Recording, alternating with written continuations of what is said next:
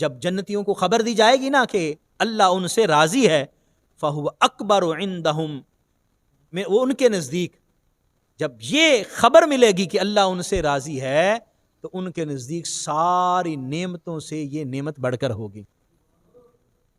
وہ ساری نعمتیں جو جنت میں ان کو ملی ہیں، وہ ساری جنت کی نعمتیں ان کو حقیر محسوس ہوں گی اور ان کو اللہ کی رضا سب سے بڑی محسوس ہوگی۔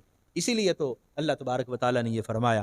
اور اسی طرح رسول اللہ صلی اللہ علیہ وسلم کی ایک حدیث ہے، عبد المالک جوہنی رضی اللہ عنہ روایت فرماتے ہیں، قال رسول اللہ صلی اللہ علیہ وسلم لنعیم اہل الجنت برضوان اللہ عنہم افضل، کہ جو اہل جنت کی نعمتیں ہیں ان میں سب سے بڑی جو نعمت ہے وہ اللہ کی رضا ہے۔ اللہ راضی ہو گیا تو سبحان اللہ، پھر ساری کی ساری نعمتیں، مالک ہے نا جی، مالک راضی ہو گیا تو جو اس کی مملوکہ ہے وہ ساری کی ساری انسان کی نعمتیں اس کی اللہ تبارک و تعالیٰ عطا فرماتا ہے۔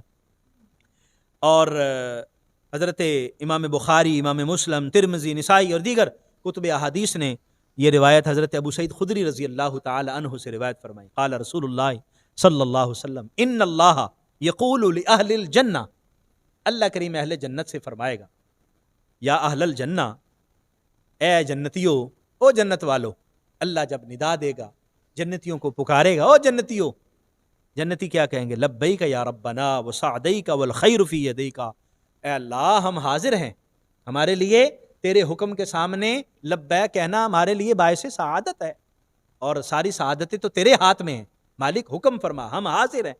فیقول هل رضیتم، اللہ پوچھے گا تم راضی ہو گئے ہو، خوش ہو، راضی ہو؟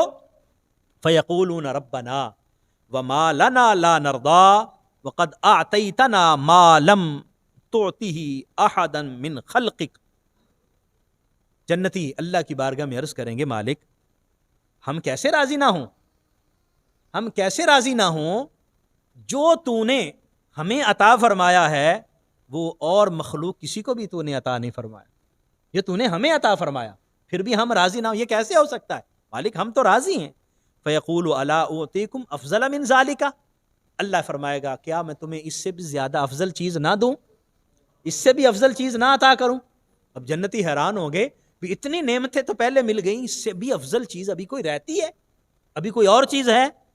قالوا یا ربی وای شیء افضل من ذالک، عرض کریں گے مالک اس سے بھی افضل چیز کون سی ہو سکتی ہے؟ اتنی بیش بہا نعمتیں، اتنی چیزیں تو نے ہمیں عطا فرمائی، اب اور کون سی چیز رہ گئی؟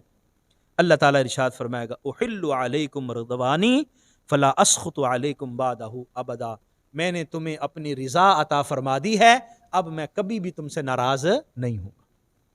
اور جنتی اس نعمت کو پا کے فخر محسوس کریں گے کہ یہ نعمت ایسی ہے کہ جنت کی ساری نعمتیں اس کے سامنے حقیر ہیں، اور یہ نعمت جو ہے وہ سب سے بڑی نعمت ہے۔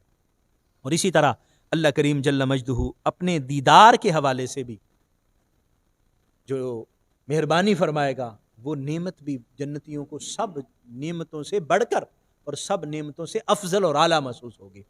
تو دوستو اس سے ہمیں پتہ چلا کہ اگر ہم یہ کام کریں، ایمان والے بنیں، مضبوط مومن بنیں، ایک دوسرے کے ساتھ محبت اور شفقت کا تعلق رکھیں، اور کیا کریں؟ نیکی کا حکم دیں، برائی سے روکیں۔ دیکھیں ہم نیکی کا حکم لوگوں کو اسی وقت دیکھ سکتے ہیں نا کہ جب ہم وہ خود نیکی کر رہے ہوں، برائی سے ہم اسی وقت روک سکتے ہیں کہ جب ہم خود برائی سے رک رہے ہوں، ورنہ لم تقولون ما لا تفعلون کے زمرے میں آئیں گے کہ ہم وہ بات کیوں لوگوں کو بتاتے ہیں کہ جو ہم خود نہیں کرتے۔